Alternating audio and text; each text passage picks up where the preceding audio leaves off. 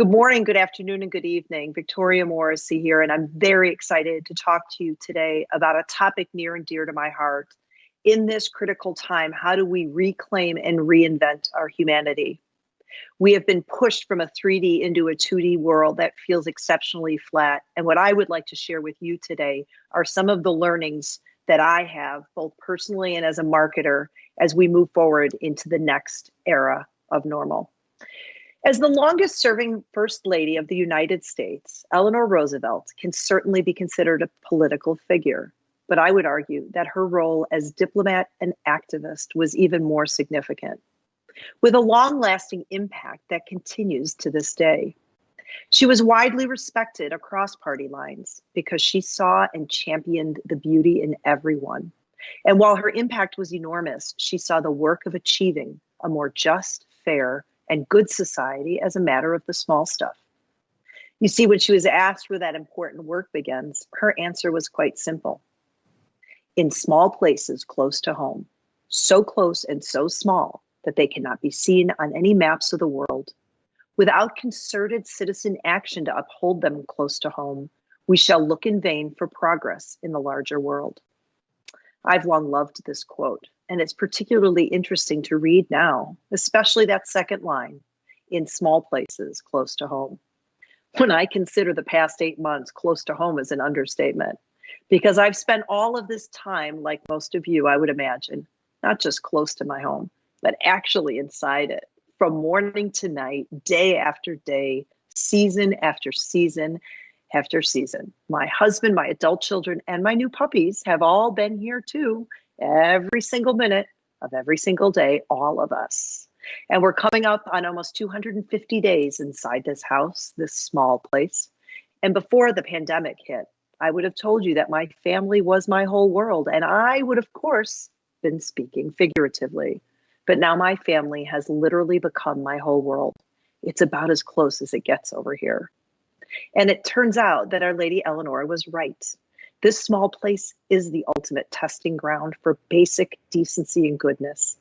Since it has become virtually impossible to seek progress out in the larger world, I've had no choice but to work on it right here. And whoa, what a test. We usually think of this word in its most expansive sense, capital H humanity, right? The human race, human beings collectively. But by definition, humanity also lives smaller and closer, much like Eleanor said. Humanity in that sense is simply the quality of being human. It's our good nature, our humanness. And so much of the talk over the last several months has been about people as numbers, as statistics, as trends. But what I want to talk to you about is people as warm-blooded, mistake-making, deeply feeling humans.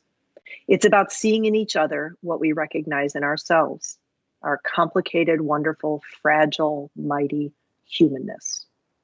What's more clear to me now than ever before is the simple truth that we're all hungry for a heavy dose of humanity in every realm of life, from home to work to community and everything in between.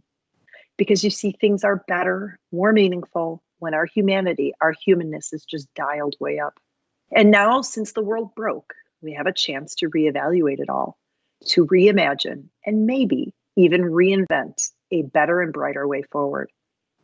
I've distilled what I've learned over the course of this pandemic down to 4 key principles to reclaim and reinvent our humanity, but in a way that makes us better marketers and better humans, the kind of humans that actually can make the world a better place. So let's get started. Principle number 1, it's about thriving, not just surviving. Pema Chodron said it very well, quote, "To be fully alive, fully human, and completely awake is to be continually thrown out of the nest." Back in March, we were all tossed out of our nests and then strangely found ourselves back in the proverbial nest of home life. But even in here, everything has been rearranged. Even more strange with the sameness, I have found the most consistent feeling to be that of inconsistency. The world all around us is shifting under our feet and before our eyes.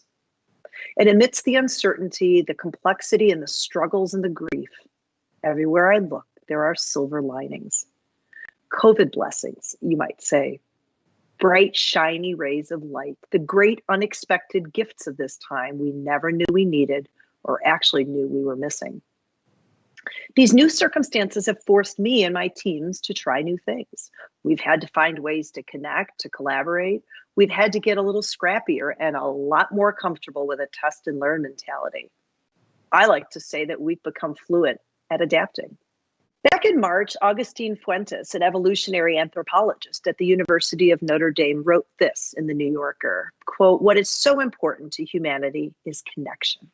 One of the amazing things about the human species, once harmless critters, not much more than monkeys running around, is that over time, we've become very creative.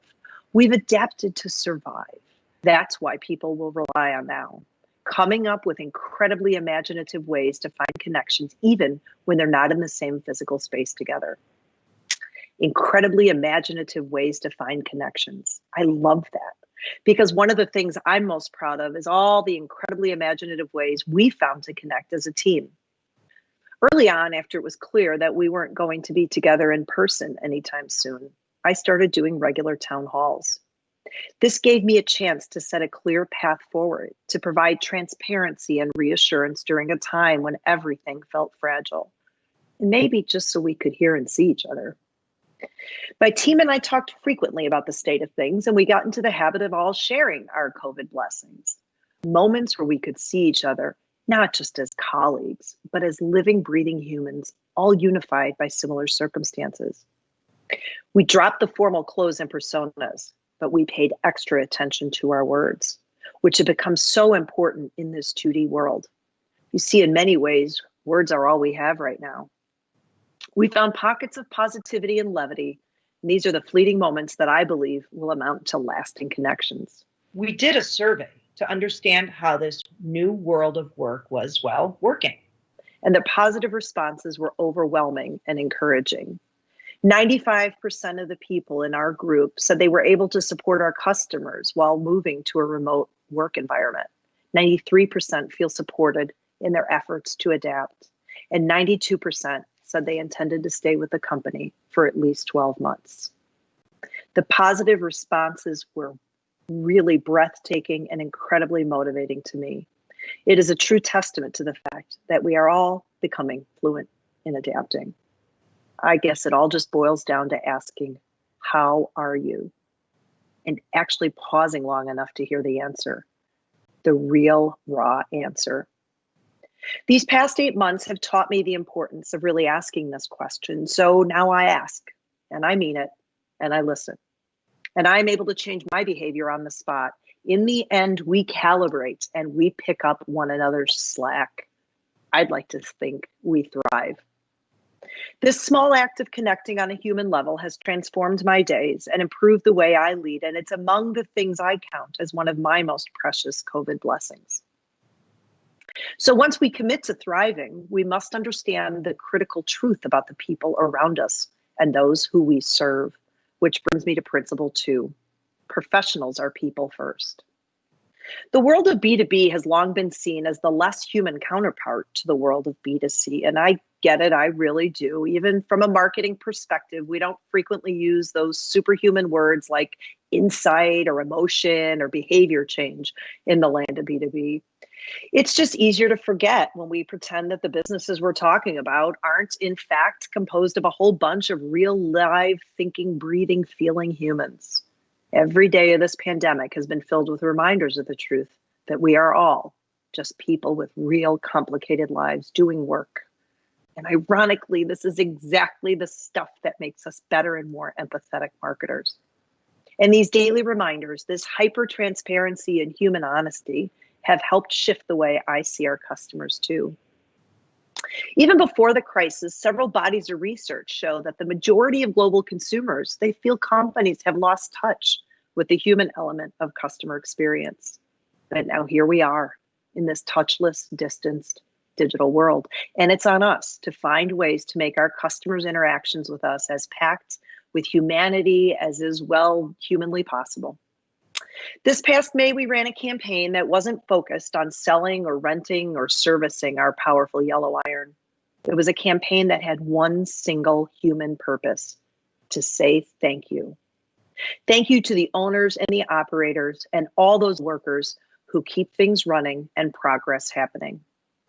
Their work has always been important, and at the start of the pandemic, it was even more critical.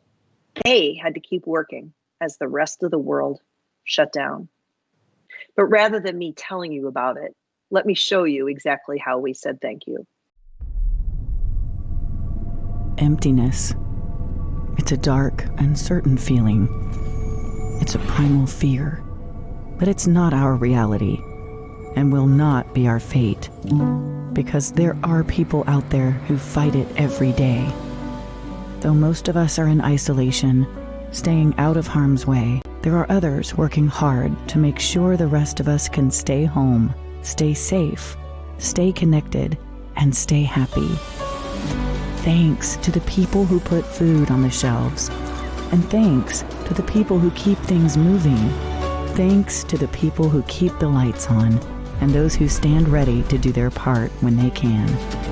Thanks to those who make sure hospitals keep running, medicine and machines stay ready, and information keeps flowing so doctors and nurses can keep working, and the world can recover. Thank you to everyone who fights against emptiness. We always knew we needed you. And now the world knows how essential you truly are.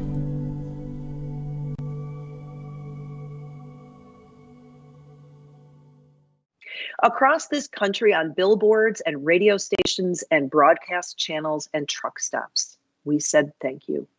More than 57 million sets of eyes saw it, and they smiled back. 2 simple words: thank you, with massive human impact. So what direction do we go now if we have committed to thriving and celebrating these important humans? That brings me to principle number 3. It's forward to better, not back to normal. In the beginning, I think we all felt this. I just want things to go back to normal. But a few months in, I realized I didn't actually want to go back to the way things were. Long commutes, jumping on planes, attempting to get ahead and stay on top of it all.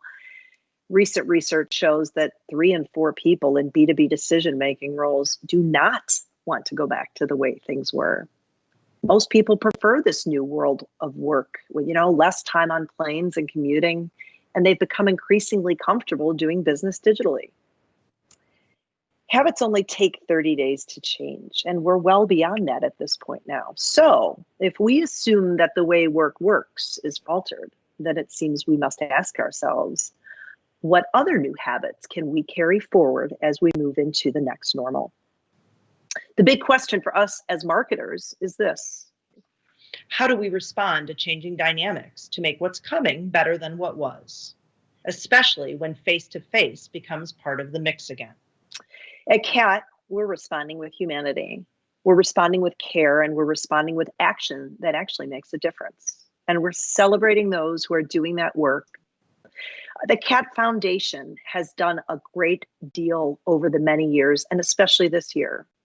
There's been $1 million contribution to the COVID-19 solidarity response for the World Health Organization to assist in the detection, testing, and prevention of this pandemic and this illness.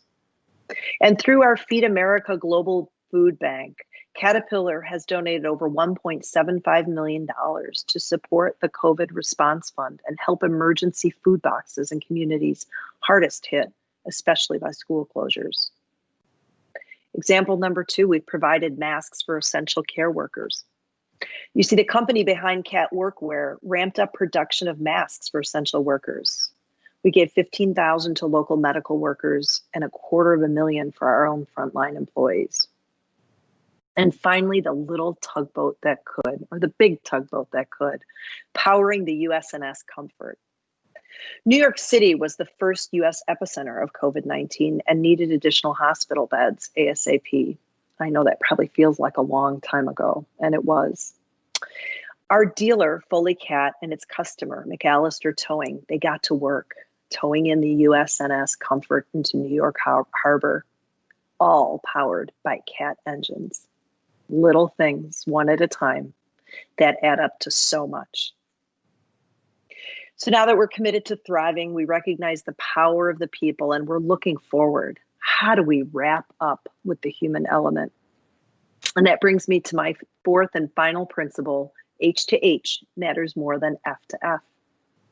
In so many ways, the world of in-person, face-to-face feels long gone. And while I'm yearning to have it back, to see my friends and extended family, to collaborate with my teams and dealers in person, I'm also finding the beauty in what this pandemic has forced. Without face-to-face, we've had to find new ways to connect, human to human, or more accurately, heart to heart. I've long believed that storytelling is the strongest, smartest, and most potent marketing tool we have. Story is what allows people to connect with brands at heart level. It's what people say when you're not in the room. And it's what helps data and insights come alive. It's what shifts perception and ultimately changes behavior. And what we've learned at Caterpillar during this pandemic is that the best way to connect with people across the globe is with honest, engaging storytelling. Caterpillar has always lived at the intersection of human and machine. We have long understood that this dynamic relationship is the core principle on which our brand thrives. Because you see, our machines can't operate without the people literally skilled to move mountains. And our people can't dig, power, or pave without our big yellow iron. So we set out to bring man and machine together in a way that would bring joy to our customers, employees, and fans. In honor of Caterpillar's 95th and Pac-Man's 40th anniversaries, we brought back the cat trials. We built a life-size game board using the latest cat machines with remote control technology and featured our wide range of services that keep our customers going regardless of the challenges that they face around every corner. Every power pellet and fruit bonus represents the services we offer to help our customers overcome those challenges. We took a machine and we made it human. We gave it heart and humor and a big dose of much needed levity. But rather than me continuing to explain it, let me show you what that game looks like.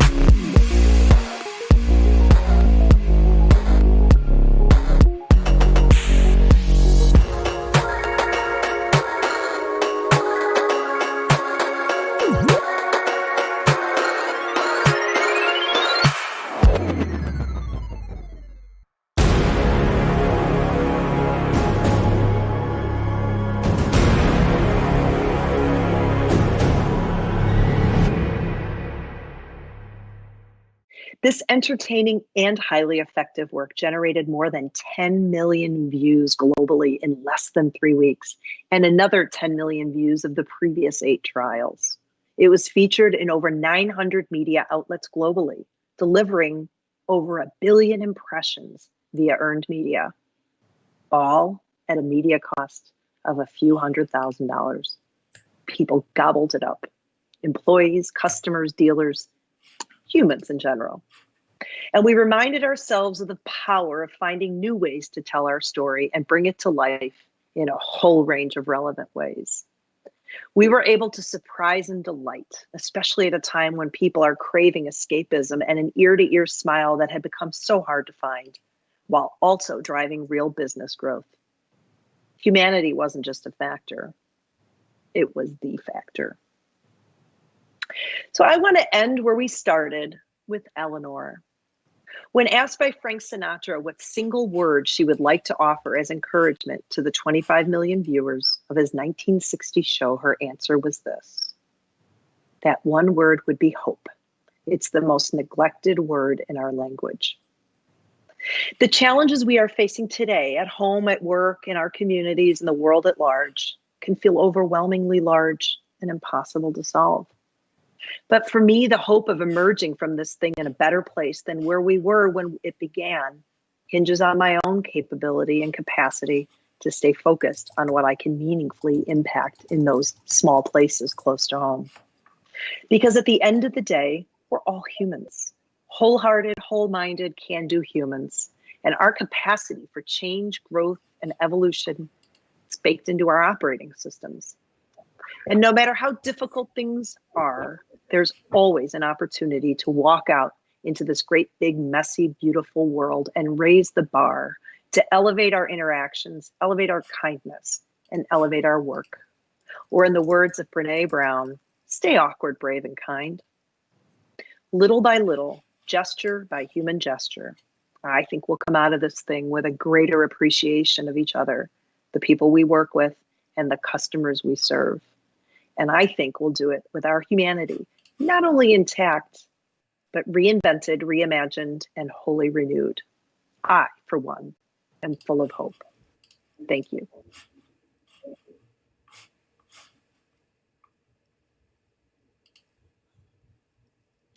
Good morning, good afternoon, and good evening, everyone. Thank you for taking time out of what I'm sure are incredibly crazy, busy days for you to spend a little time with me as I think through the power of humanity as a marketer, but more importantly, as people of the earth and the obligation we have to our communities and to each other. My hope is that you've taken something away from those 22 minutes that you can carry forward in your world of marketing with your teams and with those around you whom you love. So thank you for the questions. Please keep them coming. I'm going to go ahead and answer them in order. I do miss the face-to-face interaction. 2D is not my specialty. I love the chemistry of a 3D engagement. So I'm channeling your energy through the video feed. So first question comes from Hannah. And in the order we received this, we found introvert staff members shied away from sharing. Are there any solutions? You know, I have the same. I have a large team of all different cultures and comfort level in sharing. And there's two words: patience, right? Give people the time and the space, especially for us, it was early on, and find the channels. Some people have no problem getting on a Teams call or a Zoom call and just talking. Others, that's incredibly uncomfortable. So texts worked. But what's apparent, especially 5-6 months in, is the human connection people are deeply, deeply craving. We started with memes. We just shared interesting memes that were full of humor, that let people express what was on their mind without making themselves vulnerable. And then over time, we did the town halls. And then we stopped, and people said, well, why are you stopping? You know, we just wanted to see each other's faces. So I think it's having patience and giving people many channels to connect individually as well as in large groups, which is often more comfortable. James asks, how do you share these messages to consumers without cynicism? I will sum up that people are always a little bit cynical. Yeah, but the thank you campaign is the reason I put that in there, was a great example of how you show your sincerity in just connecting. And that was quite a thing to sell in to leadership at Caterpillar. We're just typically not a big marketing company. And we literally said, these folks are at the front line. It was early on, and it was May, we were locked up, we got to be safe, and our customers were out doing the work that was needed for humanity. And the least we could do was simply to say thank you. And not only was the response great, sales were impacted as well. They needed to keep going. And so I think just really leading with an understanding of their challenges and a true, sincere commitment helps. Our dealers were also a great part of it. So Caterpillar is serviced by 160 plus independently owned businesses around the globe who got very creative very quickly. Curbside pickup. I mean, things that seem so common now were really quite unique and groundbreaking early on. They just listened and said, what can we do to get you the parts and the service that you need so you can continue to do the work that in many countries was deemed essential to keep people fed and connected. So let me see, what else do we have here? I have a question. Love your town hall idea. What other means of connection have you found successful? So I think I may have answered that slightly. We did everything. We did a happy hour. We did a coffee chat. We set up one-on-ones and didn't talk business and just said, hey, how's it going? And I opened it up to my group globally and said, if you want to have a 15-minute, you want to scream about something, you want to laugh about something, just tell me how your kids are doing, your dogs, your family, your father. And it took a bit, but man, it's a backlog, right? People they want to see each other. And I, as I mentioned, we did town halls at the very start, and I didn't have any answers. I just said, I don't have answers, but how are you? We'll keep you posted as decisions are made.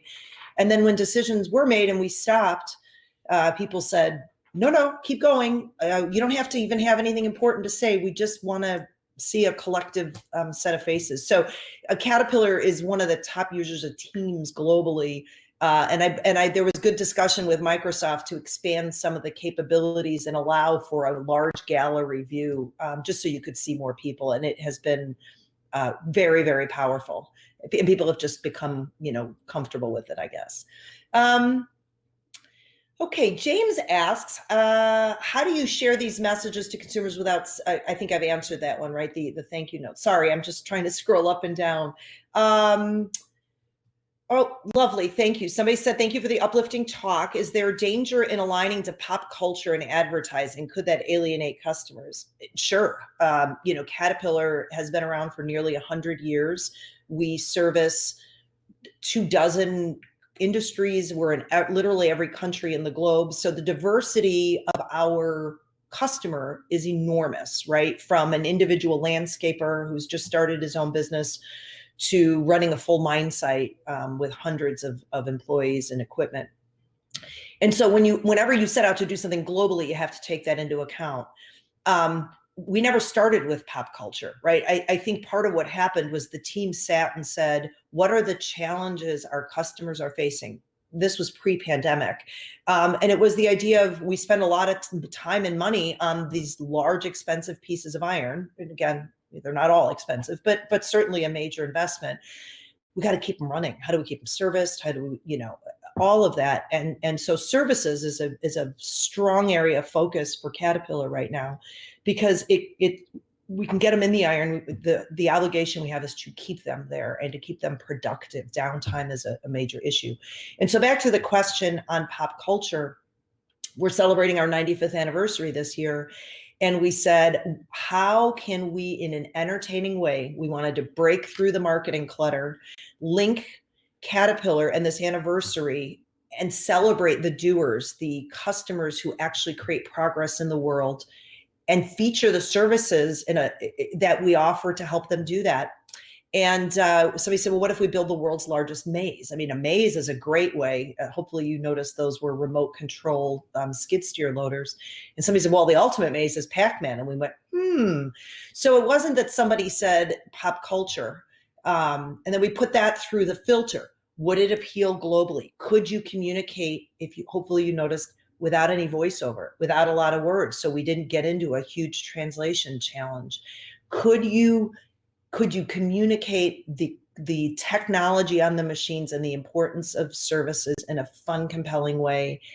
And Pac-Man, because its 40th anniversary, had appealed to all generation. And the results were well beyond anything that we expected. So the trick to the team is, what are you going to do next? Okay, good. Another good question. How do we speak to consumers without access to 2020 level technology? I think a lot of that depends on the business you are in. For Caterpillar, as I mentioned, our customers didn't stop. They changed. They maybe had fewer operators, so they needed training on other equipment, but they didn't stop. And so we went to where they were, and they were on the road, right? They were driving from site to site. They were cross highway, trucks moving product, moving food. And that's part of why the thank you campaign worked well.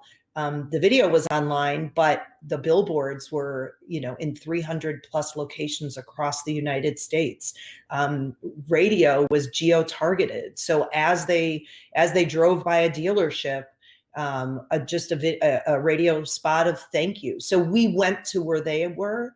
And I think that's part of the reason, we saw 57 million views with pretty limited media support in 4 weeks time. And that had nothing to do with technology. So, and social media has been great in telling the customer stories. I shared 2 of them, but that has been a key area of focus. A question from Steve. How has COVID impacted on buyer behavior and purchasing cycles in your sector?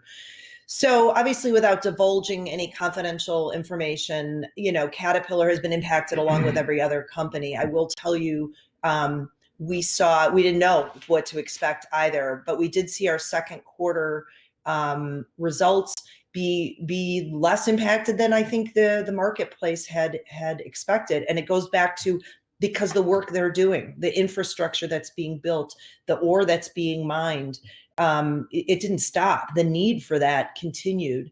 So that impacted business. Look, we're hit like everyone else, but the essential work of our customers has continued, and they continue to choose Caterpillar because of the reliance, right? The quality of the product and the service, and the ability of our dealers to serve them one-on-one in a responsive manner has been very critical for being selected number one from our customers.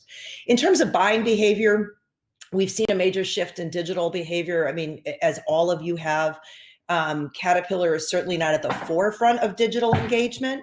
But we do, we've obviously got cat.com, we've got commerce sites, apps, and so on. And what we've seen is an increase in that usage among our customers. And so what we did early on is just create the COVID response resource center, on cat.com.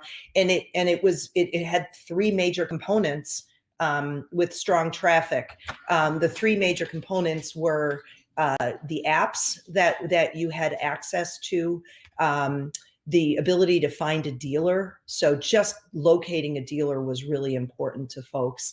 And then stories of inspiration. So the tugboat conversation, just stories of fighting the forest fires we had in the US and so on. So that was the way digital was laid out, right? Here are the tools you may need. Here are stories of inspiration, and here's where to find your dealer. We also offered free training, access to our Caterpillar University, as our customers saw the need to train more and more of their operators on various equipments. I'm trying to see how much time we've got. 10 minutes left. Another great question. Which other brands demonstrate a human-centric approach well? Gosh, a lot, right? I mean, I wouldn't... Visa has done a fantastic job of using the power of that financial credit and other components, not just to provide people with easy access to, I don't know, remote ability to pull food in, order food, order things to be delivered, and so on. So people's reliance there, as we see, unfortunately, debt increasing, but the ability to drive that and to use that power and those dollars to give back to communities was critical, whether that give back was with regard to medical care for the pandemic, or a lot of the racial injustice that is so prevalent globally and especially in the US. I would say the other one that just sticks out to me, because they were the first ones to do it, was Anheuser-Busch at the very, very start of this, did a beautiful campaign of reusing their facilities, right? Sports had stopped, and utilizing stadiums to do blood drives, and just a heroic view of the people at the front line, I think just spoke volumes of the power of that brand and the commitment, and then the care, the mental care was, mental health is a huge challenge now given the longevity of the pandemic.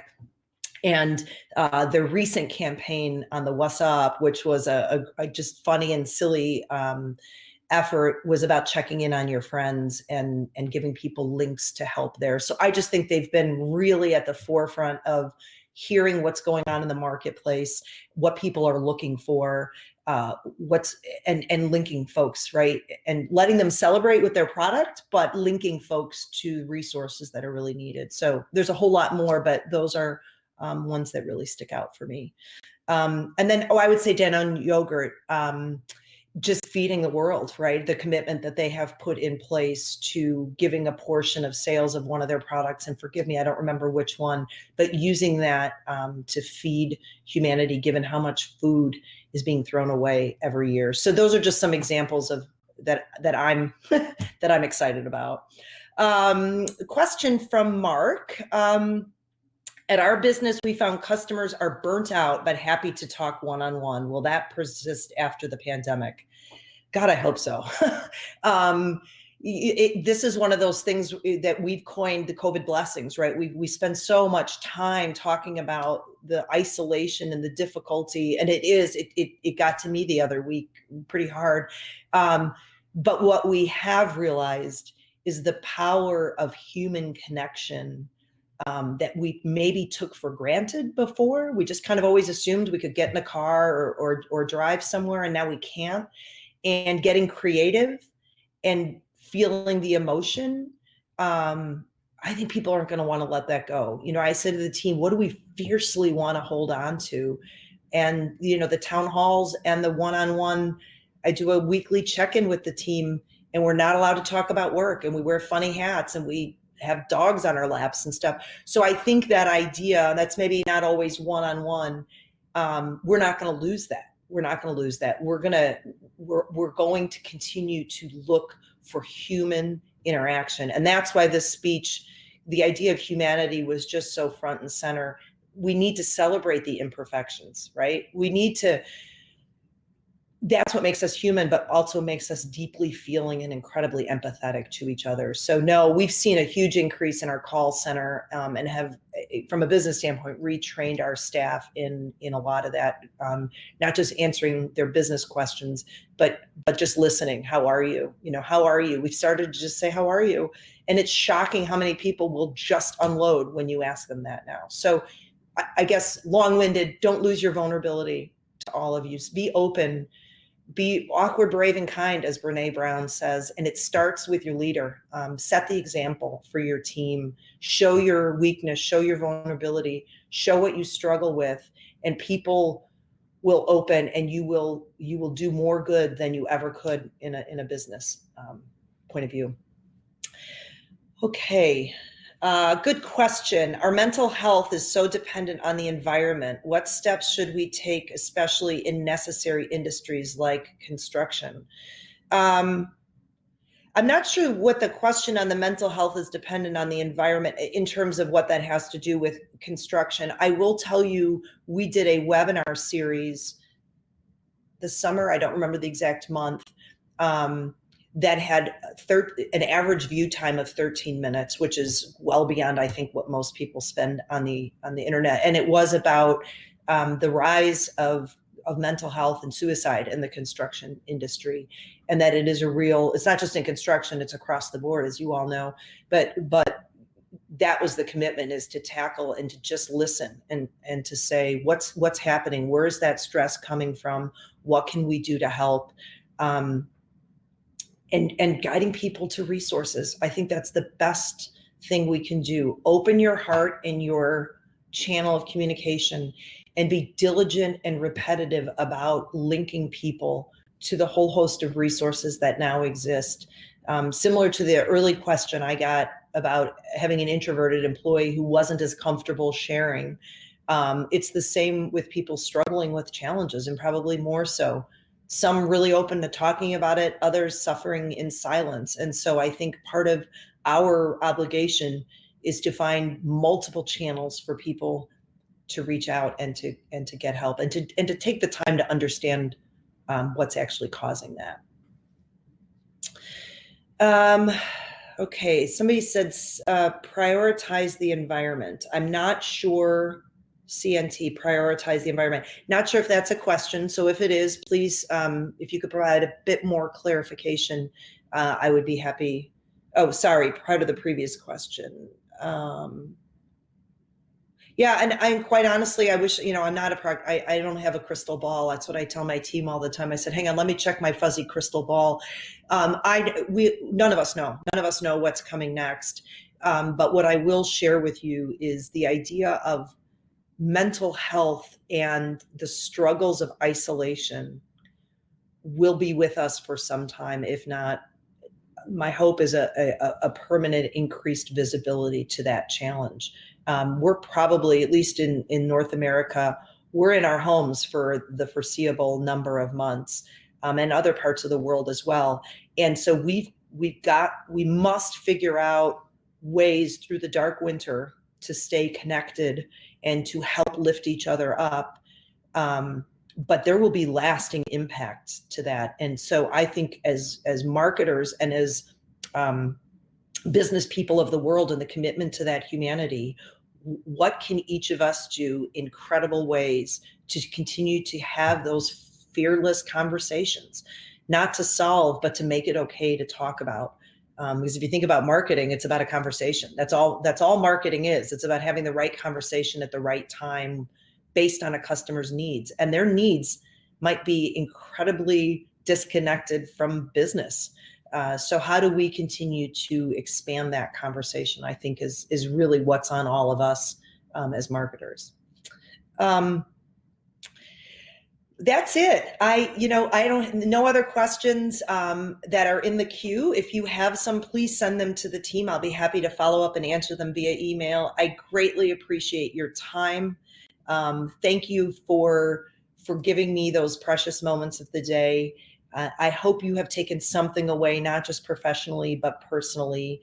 And remember, as Maya Angelou said, never underestimate the ability of a small group of people to change the world. It's the only thing that ever has. So continue to be awkward, brave, and kind. Continue to push. Just talk to people. Just talk. Stay connected, and we will come out of this better than we were. So thank you all very much. Thank you to the Drum Stein IAS for this fantastic conference, and all your hard work in putting this together. And I hope to see you all on the other side. Thank you.